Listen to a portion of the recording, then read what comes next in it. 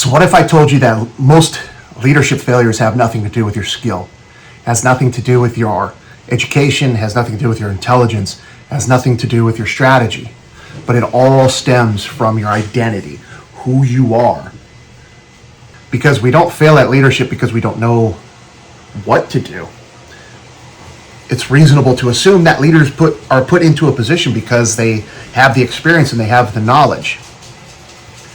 But most leadership failures come from a lack of knowing ourselves.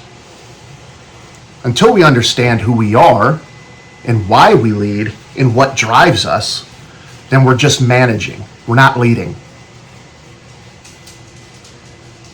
So today, everybody watching this, regardless of when, my challenge to you is to lead yourself first. Because to coin a common phrase in leadership is you cannot expect to lead others if you cannot lead yourself first. So why is this important, what we're talking about today, what I'm going to be talking about today? This isn't from a textbook. This isn't from, something that I'm just regurgitating from someone else. I speak from personal experience and I speak with personal conviction. After 9/11, I did what a lot of young men did and joined the military, and I found myself in combat zones all over the Middle East. 15 years I was in the military. And during that time, I was in the airborne infantry and I was in the special forces. I was in 5th Special Forces Group, where I did like three or four, deployments with them. And my whole identity was being a Green Beret. This thing right here, okay? When my whole life, for the majority of my life, was based around this. That I was Sergeant First Class Russell, Green Beret, United States Special Forces. That's who I was. That's what defined me. In 2017, though, all of that came crashing down. All of my injuries, aches and pains, and just abuse to my body caught up to me. And I ended up in the ICU at Duke University for a couple weeks. And a year later, I was medically retired from the military. And so I joke that I went from being a badass to a fat ass. But ultimately, at first I was like, yay, right? But then as time went on, I couldn't get a job and I couldn't find anything that was satisfying or that was self-gratifying. And so I fell into this really bad depression. And I remember I'm like, well, I'll go back to school, get my master's degree. And I remember in a class, I was handed a piece of paper. It says, what do you want to be when you grow up? And I just remember reading that. I'm the oldest person there, by the way. And I just remember looking at this piece of paper and almost crying. Because I'm like, here I am in my 30s, 31, 32. And I've peaked. I've done everything I've ever wanted to do with my life, basically, up to that point. And I don't know where to go from here. And so I fell into this really bad depression. I stopped taking care of myself. My hair grew long. My beard grew long. I gained weight. Excuse me. I gained a lot of weight. I just stopped caring because it had just, the depression had just engulfed me. And I remember, and I just sit in my chair looking out the window, just going, who am I? And so I had to learn who I was again, because I felt that the only way I was going to get through this was that I had to figure out who I was. What do I want to do with the rest of my life? I don't know. I don't even know who I am. And so once I figured out, and it took so long, took so many years, I chased all the shiny objects, trying to be as successful as my peers who were no longer in the military. I'd see them on social media. I'm like, well, if he can do it, I can do it. And I chase after that. I was miserable, or I wasn't successful. Nobody cared. And so more depression set in because I was comparing myself to other people. And I would get in with these groups. I got in with some pretty big groups. And I did some things, and man, the anxiety, the stress, and it didn't work out. Let's just say that. But once it clicked, and I was able to sit down and say who I am, what do I care about, what are my influences, why am I the way I am? My goodness, man, such freedom and such like emotional release and grounded in authenticity. And I mean, it was just such an awakening. And so now what I do is I teach leadership workshop, I do leadership workshops, and I teach leadership at the high school. And just based off of my experience, not saying I'm the best, but just based off of my experience and what I've learned. So then maybe I can help somebody get through the things that I went through. So that's the importance of this first video, is we're going to talk about identity, because identity is the core of authentic leadership, and it's the core of being strong in the foundation of ourselves. So stay tuned. So first, this is the first video, so we got to start from the bare bones. What is leadership? What comes to mind when you think of leadership? Some words that might come to mind are power, authority, influence, or responsibility. But here's the problem. We've confused leadership with our position. Leadership is not a title.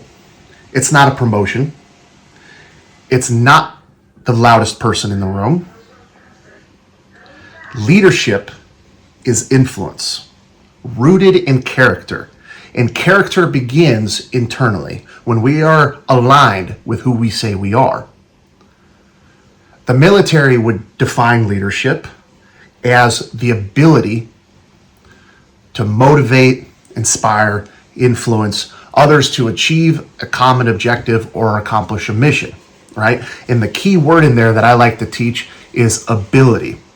Now, most people would argue, are leaders born or are they made? And I would argue in that definition, with it being an ability, that it can be nurtured, it can be developed, it can be grown. However, there are some people, much like running, some people are just naturally gifted runners versus someone who has to constantly work at it. So is it born or created? And the answer is both. But the most important thing is that if you think you're lacking now, because it's an ability, we can nurture it and we can make you better. But the first thing you need to do is you need to look at yourself in the mirror and figure out who you are and why you want to lead. So think about the best leader you've ever experienced. Now think about the worst. If you're like me, the people that you consider the best leaders, you can count on one hand. And the worst leaders are far greater. To just give an example, I've had leaders that I wouldn't trust to tie my boots because of their indecisiveness or their emotional volatility or the fact that they wouldn't take 2 seconds to even know who I am. Versus a handful of leaders who took the time to learn who I was, learn about my family, my interests, and to try to guide me towards success. Those were the leaders. These people had position and authority that's inherent with their position, but these were the real leaders, and it has nothing to do with their rank. They're just people that I consider mentors and people of great influence that I would give 100,000% for any day, even today. But the thing about it is that I can take the good and I can take the bad, and I can think to myself, what made them bad, what made them good, and I can tailor my own influence and my own leadership off of them. Okay? And the key difference between the two is it has nothing to do with competence. Again, you're in a leadership position because you've demonstrated that level of competence, that level of intelligence and know-how. A lot of time it has to do with your emotional maturity. or your integrity or how you make others feel. Because leaders aren't remembered for their efficiency, they're remembered for the impact, their legacy that they leave behind. And in order to have a legacy that you leave behind, you have to actually give a shit about the people. People don't follow positions, they follow people. And if you're a person who doesn't give a shit about the other person, then your legacy will reflect that. So if you are a person who gives a shit, you understand that the real leadership, pure leadership, starts in the heart through a concept called emotional intelligence. And there's so many different domains, but I'm going to focus on 5. And 5 of them are self-awareness, self-regulation, motivation, empathy, and social skills. If you notice something is that none of these have to do with tactics. None of these have to do with what school you went to or how much money you make. These are internal disciplines. And if you can't recognize your emotions, then you can't manage them. And if you can't manage them, then you can't lead under pressure, and then your true character will be presented. Because if you are emotionally in control, pressure doesn't matter. You can still focus on and accomplish the mission. Because true leadership doesn't break under stress.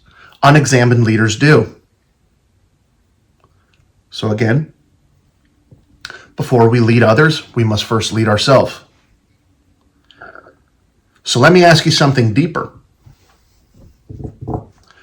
What kind of leader do you want to be? Think about it. What kind of legacy do you want to leave?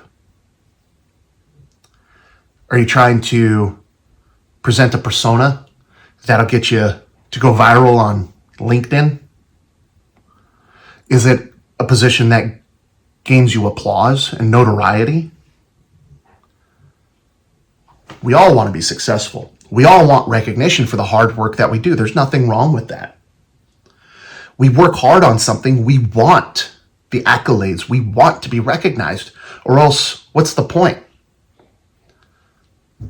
Maybe we're trying to go for a raise, or maybe we're trying to get a new rank. Maybe we're trying to get a new position. So of course I want to put myself on a pedestal to show that I'm worthy of such. But it's so much deeper than that. Because what kind of leader do you want to be described as when you're not in the room? That's your legacy. You want to drive for success, and there's nothing wrong with that. But who are you without that? Who are you without your rank? Who are you without that structure and those accolades? Who are you? That's what we're driving at. Because none of that shit really matters at the end of the day. Your job will be refilled before your obituary is written. As we said in the military, the train is going to continue to move without you. And I hate to say it, when you put it in that perspective, it should make you feel a little humble.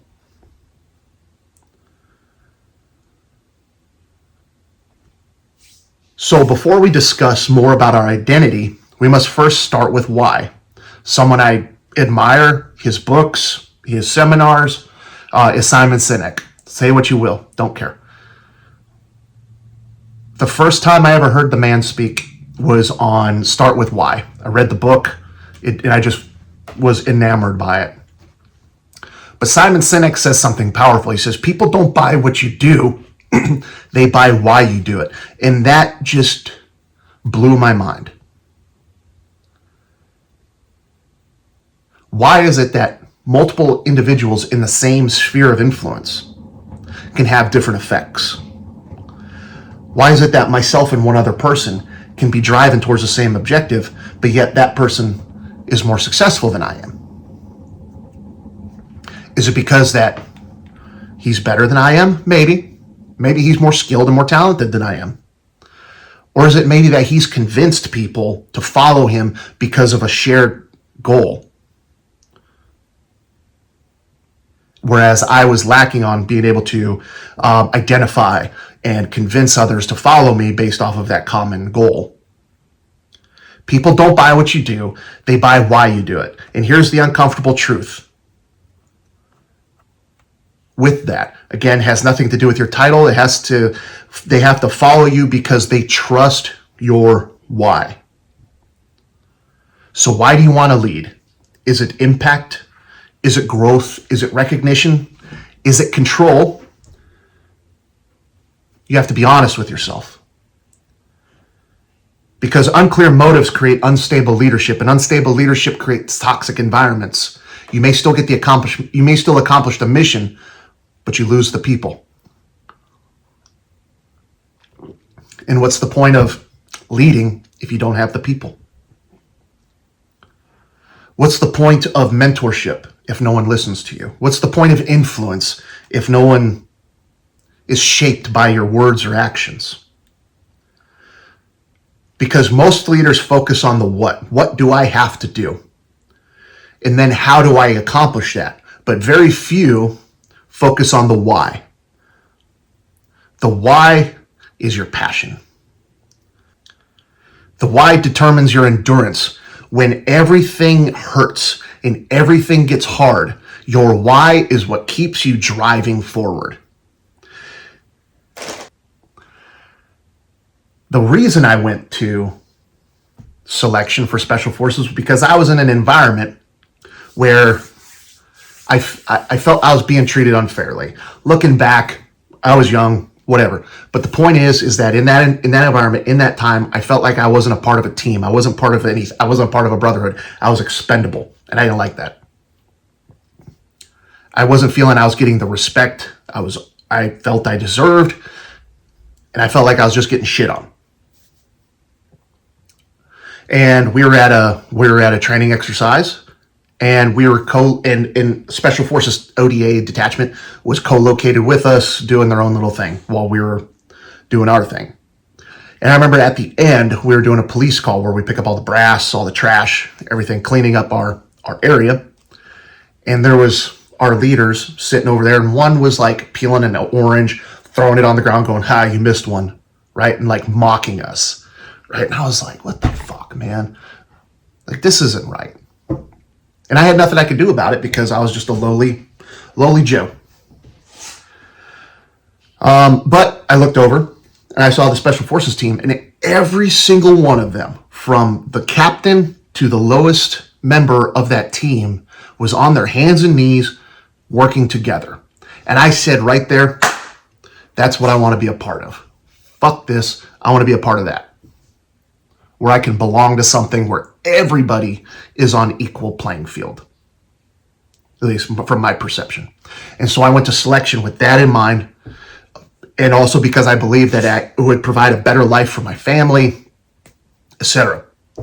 And so when it hurt, when, you don't sleep for days and you're starving and it's cold because it's January,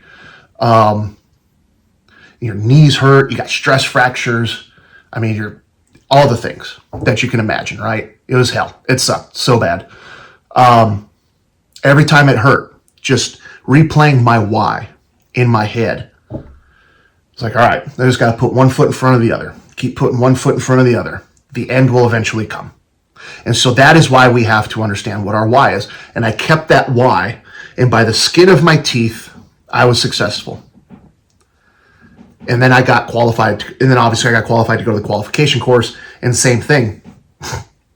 I believed in what it could offer me and what it could offer my family. So every time it hurt, I just sucked it up, kept moving forward. And again, I'm sure it was like a Dungeons and Dragons moment with the 20-sided dice. Like, okay, I guess he passes. So anyways, that's the why. That is the power of your why. When you understand your why, no matter how bad it hurts, when the pressure's on, it will expose who you really are. And are you going to buckle under it, or are you going to keep putting one foot in front of the other? I chose the latter. My why was strong enough that no matter how much it hurt, I kept moving forward. And in leadership, when we understand what our why is, when we start with that and we convince others of that why, then they will put in that equal effort with you. And no matter how bad it hurts or how bad it gets, they will stick by your side.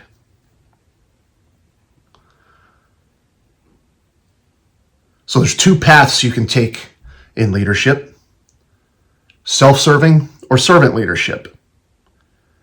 Self-serving leadership beckons the question of how does this benefit me? Whereas servant leadership asks, how does this grow others? Self-serving leadership demands loyalty. The people who are in it for the glory and for the accolades and for the spotlight and for whatever, versus the servant leadership earns it, earns the loyalty, earns the respect, understands that it is not free. And the difference falls to motive. And motive always reveals itself over time. So I challenge you to complete this sentence. I lead because. Your answer is your foundation. My philosophy in leadership: I try to be a servant leader as often as best as I can. I know I fall short. I know I have a lot to learn still. And I know there's a lot of my peers that I've come up with that'll probably stumble across this video and go, what's this guy talking about? I've learned a lot in the last few years, to my credit. Or in my defense, I've learned a lot over the past few years. I've practiced some humility. I've taken accountability. And now I've developed this model of leadership to basically, I tell myself, I work myself out of a job.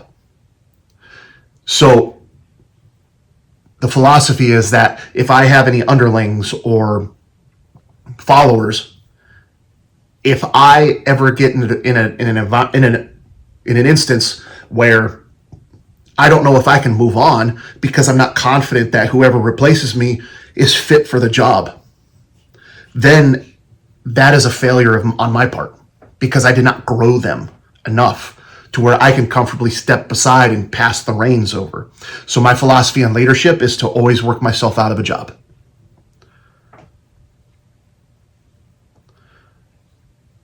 So let's talk about the power of self-awareness, the blind spot problem. Here's what's dangerous about leadership, okay? You can be confident and completely unaware at the same time.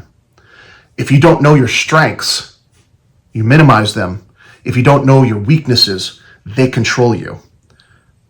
Unaware leaders create chaos without intending to, and self-aware leaders create stability without demanding it.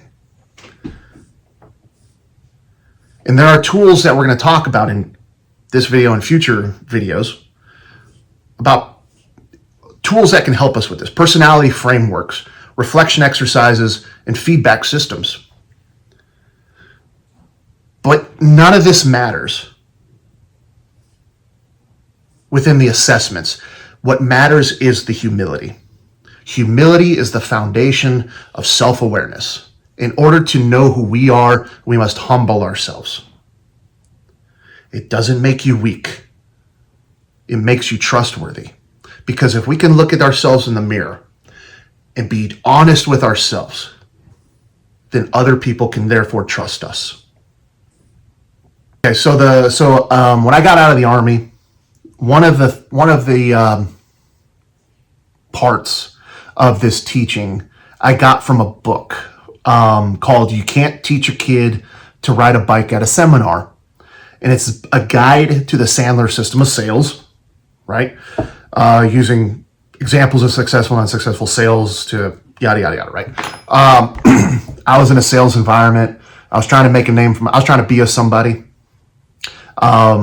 Because again, out of the military, I was still trying to figure out who the heck I was outside of the uniform. So I read this book. It was recommended to me from a Sandler coach.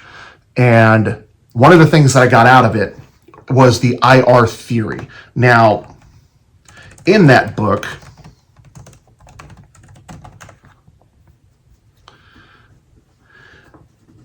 he talks about the IR theory as a framework for professional development that separates a person's core from their job. And in relation to sales or in your job, it's a mechanism or a way to separate the two. I took it as, when I teach this, as your identity versus your role in society, the IR theory. what, on a scale of 1 to 10, how would you rate? And so I challenge you to do this. So write on a piece of paper, I in a line, and then R, and then a line. And on a scale from 1 to 10, think about your identity. And write down on a scale from 1 to 10, 1 being, why were you even born, to 10 being, next to God. Write down a number. And then think about your role in society. Maybe you're a teacher. Maybe you're a police officer. Maybe you're a politician. I don't know if politicians watch my channel, but if you are, how would you rate your role in the same scale? 1 being completely worthless, to 10 being next to godliness. Okay, and see what the kind of numbers you are, or the kind of numbers you come up with. And what I find over the years teaching this is that most people, this is my identity, this is my role, most people would put their role above their identity because we're humble people. We try to be humble. So it's like, I'm like a 5, right? My identity, I'm like a 5. Patrick Russell, the person, is like a 5. But I'm a teacher, which is very important in society, right? See, but what we find with this, the dangers that we find with this, is that this role is when it goes away. You're left at a 5. You're left with mediocre. And you reflect and you think about yourself as mediocre. And what this happens is that now you have to try to justify building this number up. And so in order to justify building those numbers up, we now have to compare ourselves to other people. And we have to compare ourselves to their success because, well, they're just like me, but I'm at a 5 and they're like a 20 out of 10, right? So I got to do everything they do. And so the danger with that is that it's inauthentic and we never measure up. So the challenge to you is that if you think you're a 5 and below, we really need to reflect on how to get that number up, because what it should be is ideally it should be equal. Okay? Ideally, we want our identity to be equal with our role. That way, when our role goes away, we get the like, I'll make it. We'll continue to drive on. What we would like to see is our identity being maxed out because you are unique. You have something to offer. What is that? I don't know. You have to figure that out. And your role supports that. Okay? So then when this is gone, I'm still up here. We still get the meh, but I'm up here and I can find something else to support this. So when I got out of the military and I did a lot of reflection and a lot of long nights, sleepless nights and depression and trying to figure out who the hell I am without this piece of fabric, I realized I am a teacher. I love sharing information. I get up wanting to tell the world about everything I've learned about the day, and to learn things. I get just so engulfed in learning new things and then wanting to share them with people. And it brings me such great joy and I find so much purpose in it. And so that's what I do. And so now that I found out who I am, as I grow, I find out what my emotional triggers are. I find out I do some self-reflection with strengths and weaknesses. And so now I can get this number sky high. I know who I am and I'm secure in who I am. And it's the best I've felt in many, many, many, many years because I am secure in myself. And I don't care what you say. I know who I am. My role, being a high school educator, supports that. It supports it. It doesn't define who I am, though. This can go away tomorrow. I'll still be a teacher. I can find something to support that. So anyways, that's the importance of, that's just one of the billion reasons to figure out who the hell you are. And I know I'm long-winded, but I hope you stuck it out. I hope you got some value out of it. Share with me in the comments whatever you think. Am I just wrong on everything, or did I forget to talk about something? Let's have a conversation. So anyways, I'm Patrick. This is McGeezy Outdoors, and this is where we talk about being capable.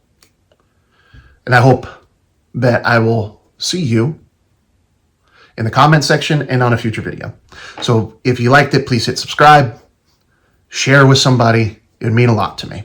Anyways, see you later. I guess before I go, I need to do my obligatory call to action. If you liked what you heard, go check out McGeezyoutdoors.com, McGeezy Outdoors on Facebook. We got a lot of events coming up. We got some meet and greets coming up. We got some training coming up. We got a whole bunch of stuff coming up. So if you're interested in learning more, go hit me up on Facebook or the website, whatever. Get signed up. 99% of the events are free. So you just got to show up and be responsible for yourself. And then we try to get some value out of it. So anyways, if that's you, hope to see you there.